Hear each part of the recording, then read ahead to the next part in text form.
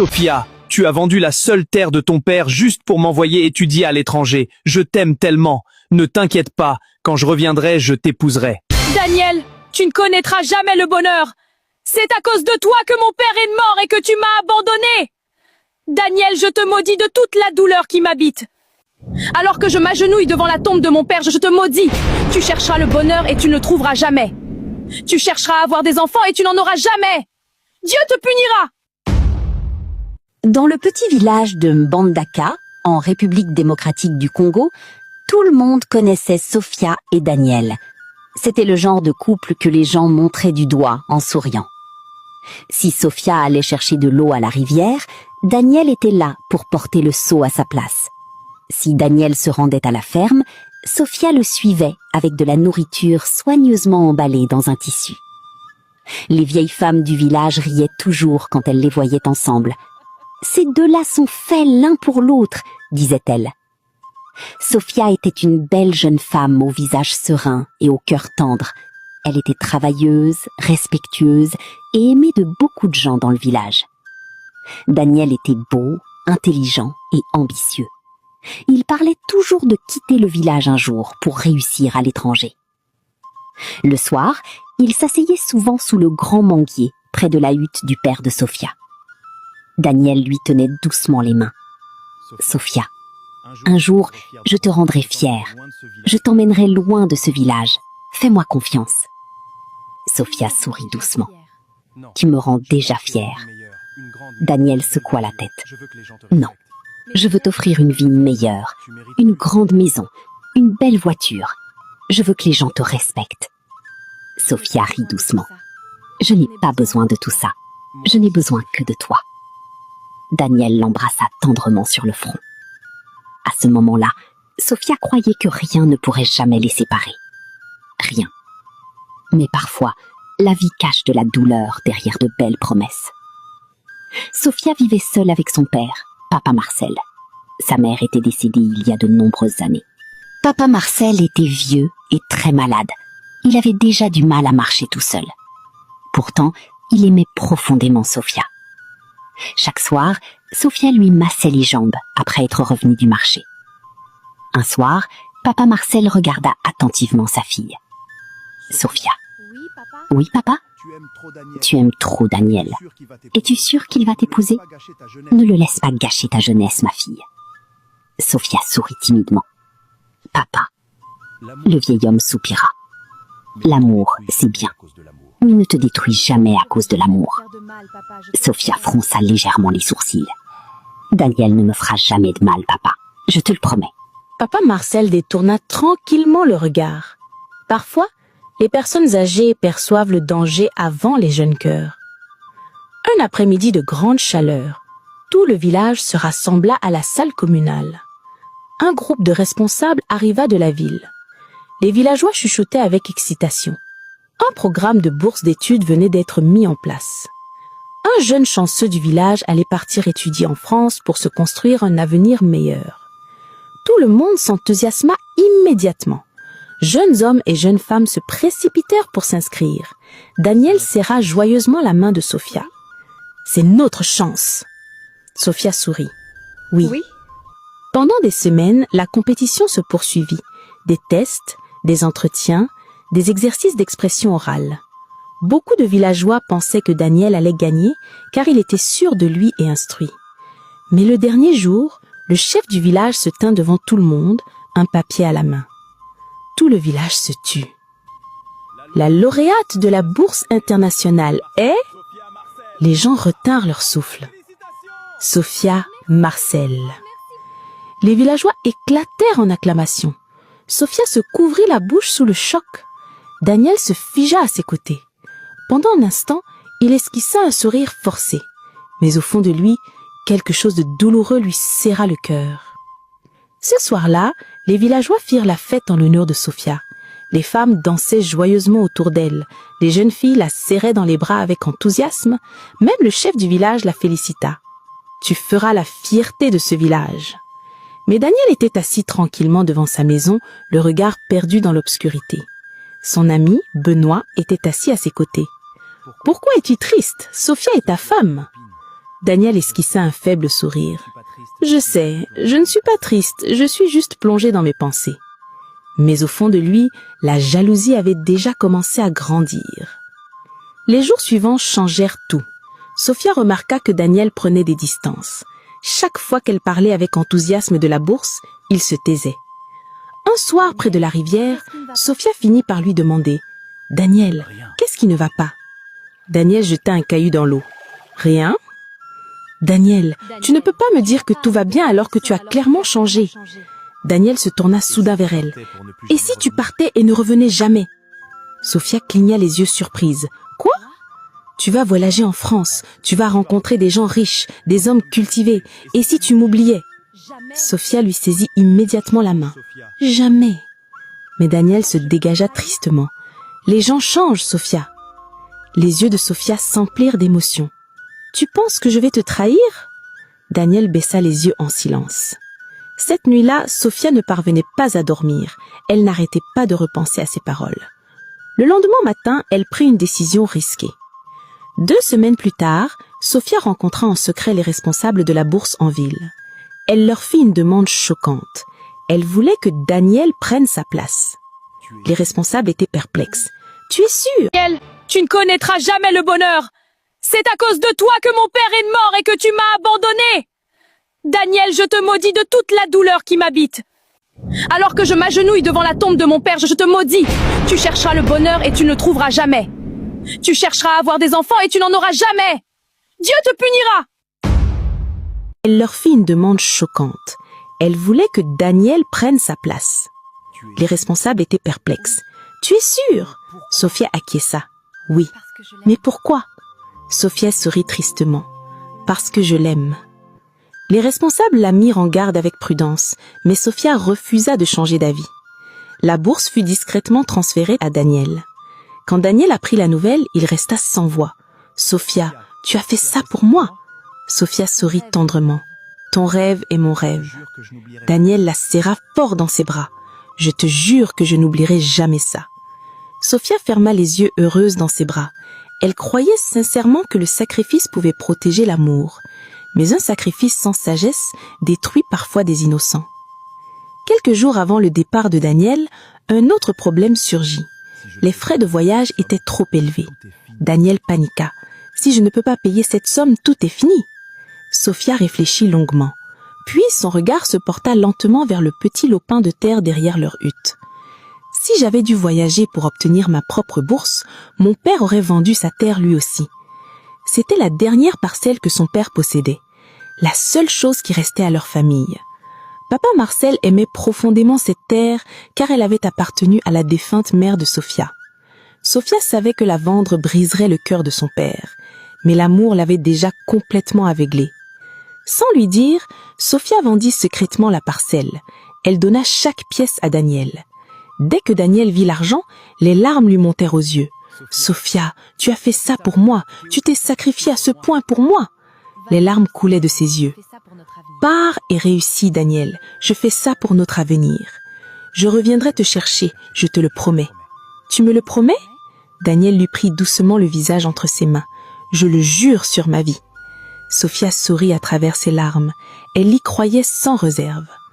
Le jour où Daniel quitta le village, Sophia le suivit jusqu'à la gare boutière. Il pleuvait légèrement ce matin-là. Daniel la serra très fort dans ses bras. « Attends-moi. » Sophia acquiesça, les larmes aux yeux. Peu importe combien de temps ça prendra. Daniel l'embrassa dans le front. « Tu es déjà ma femme. » Sophia esquissa un sourire douloureux. Alors que le bus s'éloignait, Sophia courut derrière en pleurant. Elle ne se doutait pas qu'elle courait à la rencontre du début de son chagrin d'amour. Un sourire douloureux. Alors que le bus s'éloignait, Sophia courut derrière en pleurant. Elle ne se doutait pas qu'elle courait à la rencontre du début de son chagrin d'amour. 3 jours plus tard, papa Marcel découvrit que la terre avait été vendue. Le vieil homme pâlit immédiatement. « Sophia, ma fille, comment as-tu pu me faire ça ?» toussa-t-il péniblement. Ses mains tremblaient violemment. « Sophia, Sophia. » Sophia se figea. « Papa, dis-moi que ce n'est pas vrai. » Les larmes montèrent aux yeux de Sophia. « Papa, je peux t'expliquer. Tu as vendu le terrain de ta mère. » Sa voix tremblait de douleur. Sophia tomba à genoux en pleurant. « Papa, pardonne-moi, s'il te plaît. » Le vieil homme se serra la poitrine, le cœur brisé. Pour un homme, Sophia pleura encore plus fort. « Je l'ai fait pour notre avenir. » Fixa sa fille, le cœur brisé. Puis, soudain, il s'effondra. « Papa !» Sophia hurla de toutes ses forces. Les villageois se précipitèrent dans la cour. Les femmes criaient, prises de panique. Les hommes emportèrent le vieil homme dehors. Mais avant le coucher du soleil, papa Marcel mourut. Tout le village se retourna contre Sophia. Les gens chuchotaient chaque fois qu'elle passait. Elle a tué son père. Tout ça à cause d'un homme. Quelle sorte de fille vend la dernière parcelle de terre de son père? Elle a déjà gâché sa bourse d'études pour un homme et maintenant elle a tué son père. Quel enfant abominable. Même ses amis l'abandonnèrent.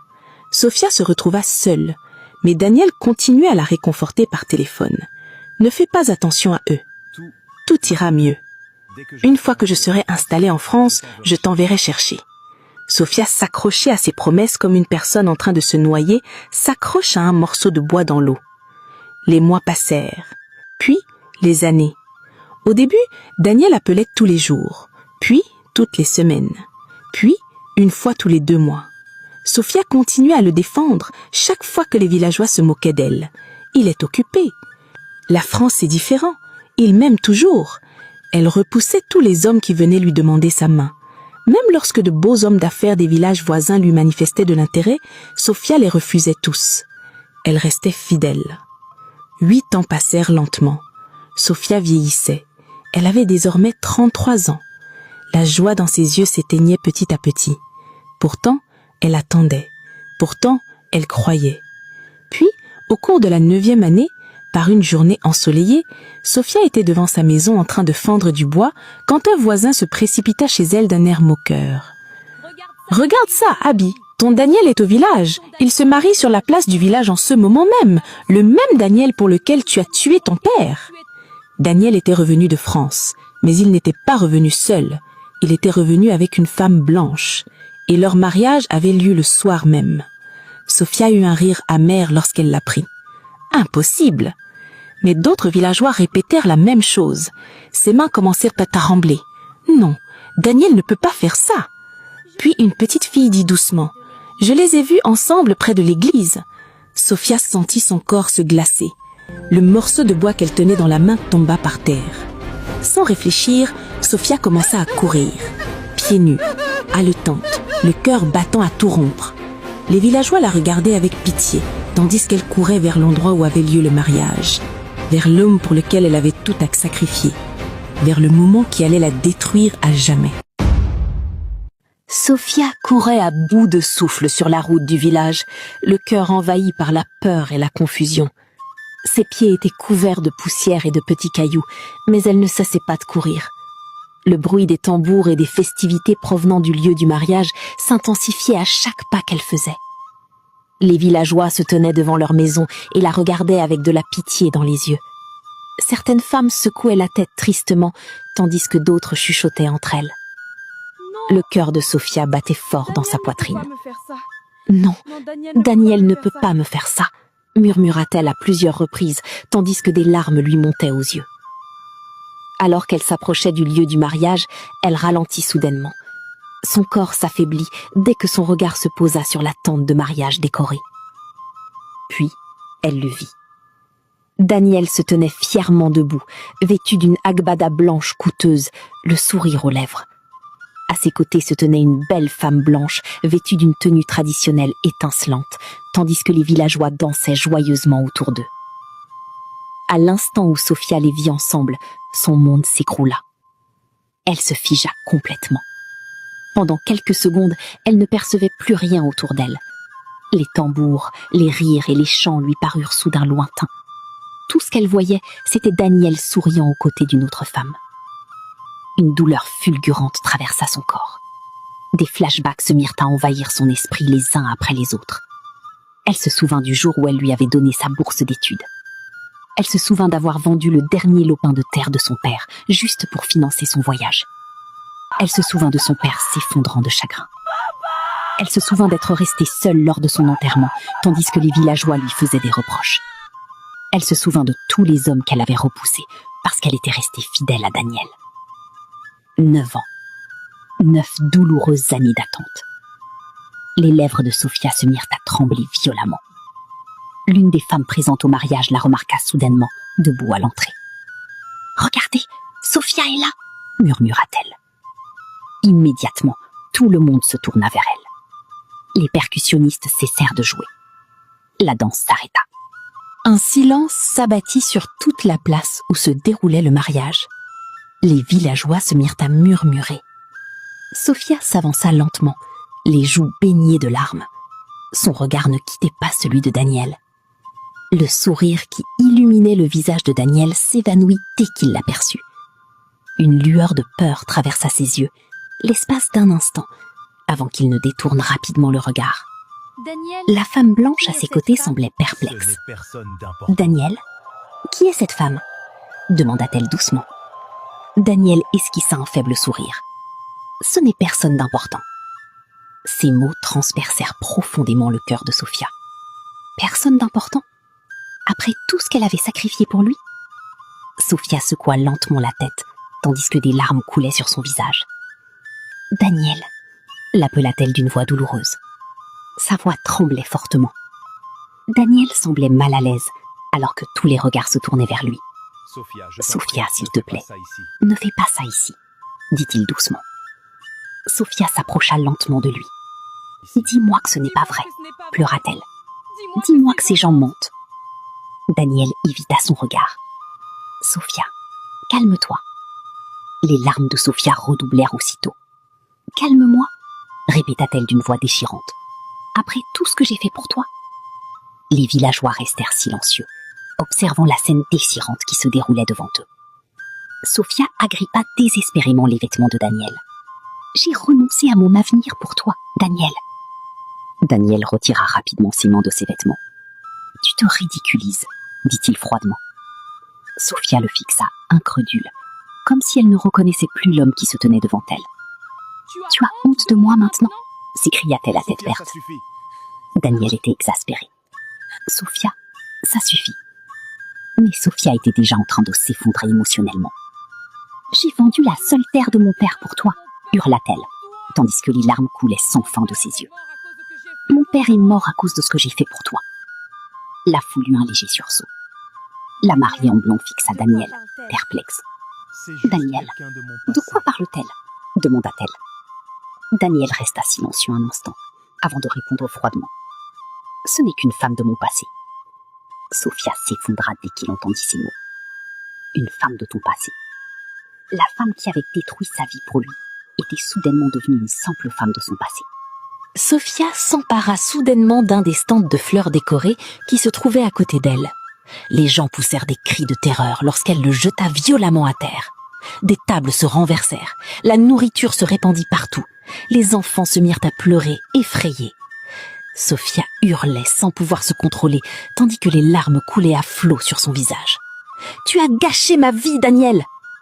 Les villageois se précipitèrent pour la retenir, mais elle continuait à se débattre. « C'est à cause de toi que j'ai enterré mon père !» Daniel se mit en colère et se sentit gêné. « Emmenez-la d'ici !» cria-t-il. Dès que Sophia entendit ces mots, elle cessa soudain de se débattre. Elle sourit, essuya ses larmes et s'éloigna. Elle rentra directement chez elle, enfila la robe noire qu'elle portait pour faire le deuil de son père, puis se rendit directement au cimetière. Elle se sentait faible. À ce moment-là, une pluie battante se mit à tomber, accompagnée de violents coups de tonnerre, mais Sophia n'y prêta pas attention. Elle pleura amèrement, mais les mots refusaient de sortir de sa bouche.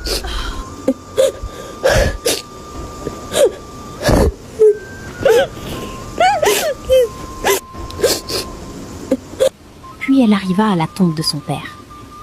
Dès qu'elle vit la tombe, elle s'effondra immédiatement à côté. « Papa !» pleura-t-elle avec douleur. « Ta fille idiote est là. » Elle serra le sable mouillé dans ses mains, tandis que son corps tremblait de chagrin. « Papa, pardonne-moi !» cria-t-elle à tue-tête. « Tu m'avais prévenu, mais j'ai refusé de t'écouter. La pluie continuait de s'abattre violemment sur son corps, tandis que le tonnerre résonnait dans le ciel sombre. Sophia pleura amèrement près de la tombe, comme une enfant. « J'ai tout détruit parce que je l'aimais », pleura-t-elle. « J'ai vendu tes terres pour lui. Je t'ai perdu à cause de lui. Je l'ai attendu pendant 9 ans pour qu'il me rejette comme si je ne valais rien, comme si j'étais un déchet. » Elle serra sa poitrine contre sa poitrine, essayant de reprendre son souffle. Sa voix s'affaiblit à force de pleurer. Puis lentement, la douleur dans son cœur se transforma en colère. Sophia leva son visage baigné de larmes vers le ciel sombre. « Puisque Daniel a détruit ma vie, » pleura-t-elle avec douleur, « il ne connaîtra jamais la paix. Les larmes que j'ai versées à cause de lui le suivront pour toujours. Il cherchera le bonheur mais ne le trouvera jamais. » La voix de Sophia tremblait de douleur tandis qu'elle continuait à pleurer. « Il ne connaîtra jamais la paix dans son mariage. Il ne connaîtra jamais le vrai bonheur tant qu'il n'aura pas ressenti la douleur qu'il m'a causée. » Puis soudain, une lumière vive apparut. Son père se tenait derrière elle, la regardant tristement, scellant en silence la malédiction qu'elle venait de jeter sur Daniel. Les larmes envahirent immédiatement les yeux de Sophia, alors qu'elle sentait soudain un petit frisson autour d'elle. Elle se retourna lentement et vit clairement la silhouette sombre. « Papa !» murmura-t-elle faiblement. Mais alors qu'elle regardait de plus près, il disparut. Sophia resta figée près de la tombe. Au plus profond de son cœur, elle sentit quelque chose s'installer. Quelque chose de puissant. Quelque chose d'irréversible.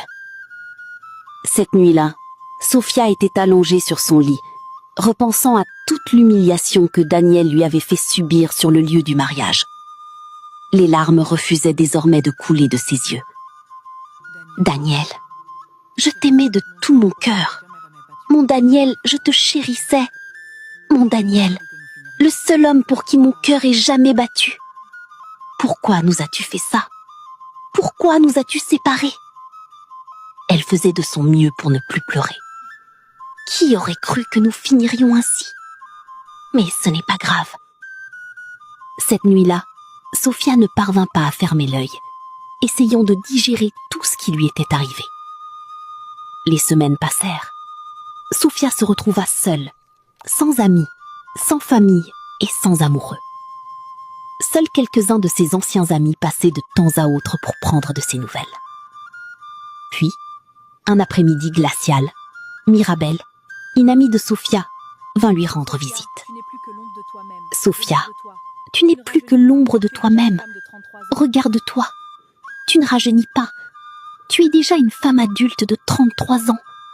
S'il te plaît, ne te suicide pas parce qu'un homme t'a brisé le cœur, » dit Mirabel d'un ton triste. « Mirabel, je vais bien. Ne t'inquiète pas. Je vais surmonter cette épreuve, » répondit Sophia d'une voix faible. « Sophia, j'ai même entendu dire qu'il avait quitté le village avec sa nouvelle femme au Yibo. » Une larme coula immédiatement des yeux de Sophia. « Alors Daniel a quitté ce village sans moi ?» s'écria-t-elle, le cœur brisé. « Alors Daniel a quitté ce village sans même venir me voir. Oh, cette douleur est insupportable. Mais ça va. » « Ne t'inquiète pas, Sophia, » la réconforta Mirabel.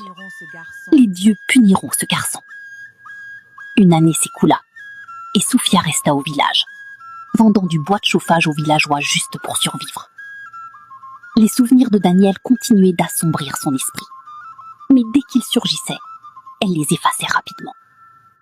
Un soir, alors qu'elle rentrait seule chez elle, Sophia entendit 2 femmes bavarder à son sujet. « N'est-ce pas, Sophia? Regarde comme elle a vieilli. Cette femme est tellement bonne à rien.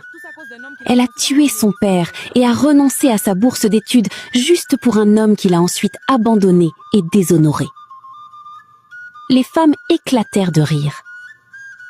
Sophia passa silencieusement à côté d'elle, en ravalant ses larmes.